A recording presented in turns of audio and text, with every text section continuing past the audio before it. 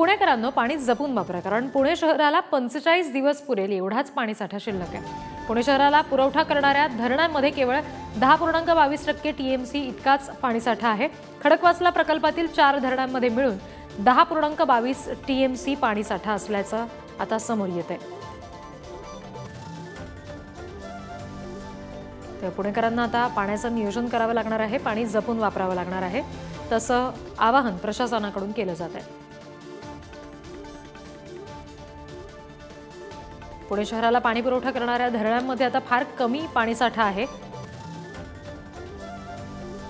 आणि त्याच्यामुळे केवळ पुढचे 45 दिवस पुरेल इतकाच पाणीसाठा शिल्लक असल्यामुळे पाणी जपून वापरण्याचं आवाहन प्रशासनाकडून सुद्धा केलं जात आहे पुणेकरांना।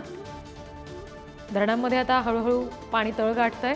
पुणे शहराला पुरवठा करणाऱ्या धरणांमध्ये केवळ 10.22 टीएमसी इतकाच पाणीसाठा आहे। खडकवासला प्रकल्पातील 4 धरणांमध्ये मिळून हा 10.22 टीएमसी पाणीसाठा आहे।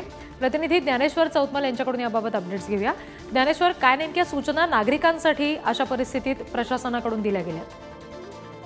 बरोबर आहे, पाणी टंचाईचं आपण हे गंभीर संकट बघतोय। पुणे शहराला जेमतेम 45 दिवस पुरेल इतकाच पाणीसाठा जो तो शिल्लक असल्याचं पाहायला मिळतंय।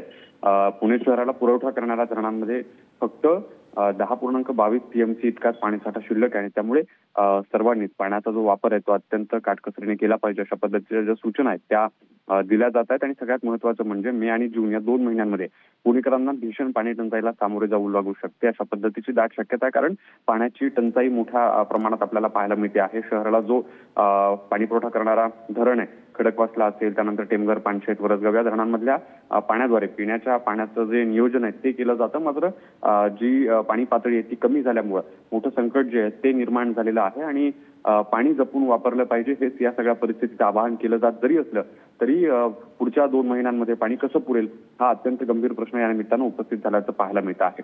जी ज्ञानेश्वर, धन्यवाद या सगळ्या तपशिलांसाठी।